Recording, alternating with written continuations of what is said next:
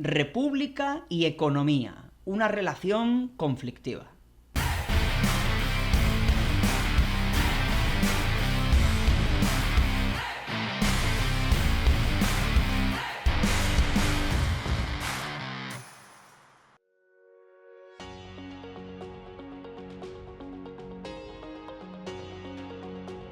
En el anterior vídeo habíamos esbozado una reflexión sobre la idea de república en un sentido político. Sin embargo, creemos enteramente conveniente introducir un nuevo elemento, que es el factor económico, llamémoslo así.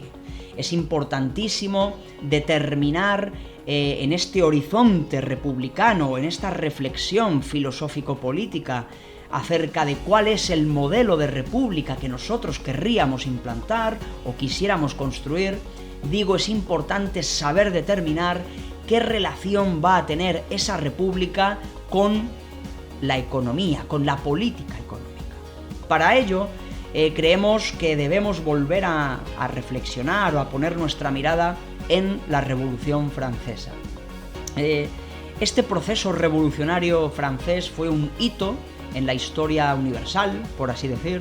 La geografía política del mundo occidental cambió para siempre, y es que allí surgieron cosas tremendamente importantes, como ya tuvimos ocasión de analizar en ese anterior vídeo, ¿no? Surgió la idea de soberanía nacional, la idea revolucionaria de que la soberanía ya no estaba encarnada en el rey por derecho divino, sino en el cuerpo entero de la nación. Era la nación íntegra el nuevo sujeto soberano. Aparejado a esta nueva idea de soberanía surge, claro, la idea moderna de nación política, y surge la idea del Estado moderno, de la república en un sentido moderno. Claro, en la Revolución Francesa hubo dos proyectos, podemos decirlo así. Hubo dos proyectos, uno fracasó, otro triunfó. En muchas ocasiones, desde ciertas izquierdas marxistas, se ha despachado un poco a la ligera el significado histórico de la Revolución Francesa. Se ha dicho, bueno, fue una revolución burguesa. Bueno, evidentemente fue una revolución burguesa, en tanto que esa nueva clase social emergente cumplió o desempeñó un papel revolucionario a la hora de aniquilar al antiguo régimen. Sin embargo, al interior de la propia Revolución Francesa hubo diferentes proyectos, diferentes modelos contrapuestos. Esto es importante entenderlo. La Revolución Francesa no es un bloque monolítico. Ahora diremos por qué. Claro, había toda una corriente que tenía que ver o que procedía ya de Turgot y los fisiócratas, ¿no? Los partidarios del libre cambio, del libre comercio, del dejar hacer, los partidarios del liberalismo económico irrestricto. Esto era un proyecto que es el que acabó triunfando, y bueno, la Revolución Francesa terminó como terminó, desembocó en ese pseudo imperio napoleónico, etcétera, etcétera. Pero al interior de la revolución llegó a haber dos proyectos distintos y antagónicos. Decía que uno era el que venía desde la época de Turgot, los fisiócratas, los partidarios del libre cambio, es decir, todos aquellos que consideraban que la propiedad privada es el derecho más sagrado y el derecho que tiene que estar por encima de todos los demás derechos. Este es un modelo que acabó triunfando. Pero había otro modelo al interior de la Revolución Francesa, que es el representado, pues, por muchas figuras, pero Marat, Saint-Just y, por supuesto, Robespierre. Es importante hacer referencia a un discurso que Robespierre lanzó en la Asamblea Nacional Francesa en 1792. Lo que Robespierre dijo allí es importantísimo, porque allí se estaba estableciendo otro modelo de república. Lo que Robespierre dijo de una manera esencial en ese hermosísimo discurso es que la república tiene como primer deber, como primera obligación, la de garantizar la subsistencia material de todos los ciudadanos. Esta premisa es fundamental y todo lo que se deriva de ella.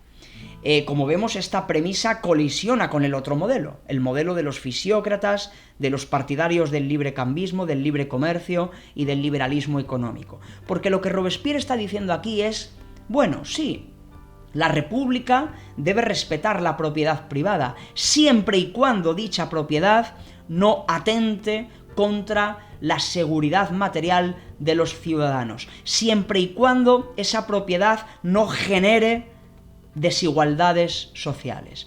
Este es un factor importantísimo. Claro, después, andando el siglo, las décadas, vendrían el socialismo, el movimiento obrero, que pondrían todo el foco en esta cuestión. Pero conviene decir que ya incluso dentro de esa Revolución Francesa, tildada por muchos como burguesa, sí, burguesa, pero al interior de esta revolución había otros proyectos más a la izquierda, una revolución francesa más socializante, más izquierdista, llamémoslo así, más jacobina, que era esta que dijo aquí Robespierre en este famoso discurso de 1792, la obligación de que los poderes públicos intervengan en el terreno económico para corregir las desigualdades sociales, para redistribuir la renta, para impedir que la miseria construya un espacio social absolutamente desigual y desequilibrado. Esto es importantísimo, porque aquí está en juego la concepción de qué es el Estado, cuál es el papel de la República. Porque la República, insisto, según este proyecto que fue derrotado, el proyecto del sector más a la izquierda de la Revolución Francesa fue el proyecto derrotado, y allí ya estaba en embrión un modelo de república en la que las desigualdades sociales tenían que ser corregidas por los poderes públicos. Claro, en el anterior vídeo establecimos cómo la idea de república, que surge al compás de esta revolución, era una idea de república constituida por un derecho común, por una isonomía, una igualdad radical ante la ley. Ningún individuo tenía más derechos que otro. Ningún individuo tenía privilegios. No podía haber, ante la ley, ciudadanos de primera, de segunda y de tercera. Isonomía, igualdad radical ante la ley. Y esa república unitaria, indivisible, tenía que estar configurada de tal manera que un mismo derecho rigiese para todos. El Código Civil, el Código Penal, todos los códigos jurídicos tenían que ser homogéneos, regir en todas las provincias del Estado, no podía haber territorios con otro derecho diferencial, un mismo derecho para todos los territorios, para todos los individuos. Ahora bien, en esa igualdad, en esa república absolutamente igualitaria, que es la república jacobina, igualitaria en lo jurídico, evidentemente la vida de la sociedad civil, la vida económica, genera desequilibrios, desigualdades, exclusiones sociales. Pues bien, Robespierre subió a la tribuna en aquel 1792 y dijo: señores, la República tiene la obligación de corregir esos desequilibrios. No podemos consentir que nuestros compatriotas vivan en la miseria y pasen frío y pasen hambre. Eso es inconcebible, porque entonces sucede algo gravísimo. Y es que la idea de ciudadanía, que dicho entre paréntesis es una idea importantísima, ciudadanía es una categoría política de primer orden que nuestros políticos y nuestros periodistas utilizan de mala manera muchas veces. Es una palabra usada sin criterio, mal empleada, pero ciudadanía es una categoría primordial. Precisamente es la categoría que da lugar al liberalismo político, a esa idea de república igualitaria, igualdad ante la ley, derechos civiles. Pero bien, lo que aquí está en juego es entender que el factor económico puede hacer que esa ciudadanía se convierta en mero papel mojado, que esa ciudadanía quede mermada, arruinada, bloqueada, incapacitada. O dicho de otro modo, no se puede ser un verdadero ciudadano si vives en una miseria económica. Por ende, la República tiene que garantizar el sustento material de sus ciudadanos, porque no hay auténtica libertad civil, no hay verdadera independencia civil si vives en la miseria. Si trabajas 14 horas en una fábrica por un salario miserable, tus hijos van descalzos, pasan frío, pasan hambre, no tienen una escuela a la que asistir, mueren de cualquier enfermedad, si vives en un suburbio sucio, miserable, maloliente, si tus condiciones materiales de vida son misérrimas, es imposible que tú ejerzas una verdadera ciudadanía. Robespierre, y no solo él, digamos todo el sector más socializante o más a la izquierda de la Revolución Francesa, lo llegó a comprender. Y por supuesto el socialismo posteriormente lo comprendió. De nada sirve proclamar la igualdad ante la ley, la república ciudadana, si luego hay sectores de esa ciudadanía que viven sometidos a una explotación salvaje, a una miseria social, a una exclusión. Por ende, el derecho a la subsistencia, así decía Robespierre en este discurso, el derecho a la subsistencia material tiene que ser garantizado por los poderes públicos. Por lo tanto, hay una confrontación de modelos. El modelo de Turgot, Fisiócratas y luego toda la tradición del liberalismo, del dejar hacer a las fuerzas del mercado, toda esa ideología que presupone que el mercado se autorregula y que los poderes públicos nunca tienen que intervenir ahí para que la economía funcione, digamos que el Estado no debe intervenir ahí. Pues bien, frente a ese modelo que genera desigualdad, miseria y explotación, que es el modelo que defienden hoy los llamados liberales, ensuciando esa palabra tan noble, porque el liberal, en un sentido político, tiene que ver precisamente con estas izquierdas liberales jacobinas.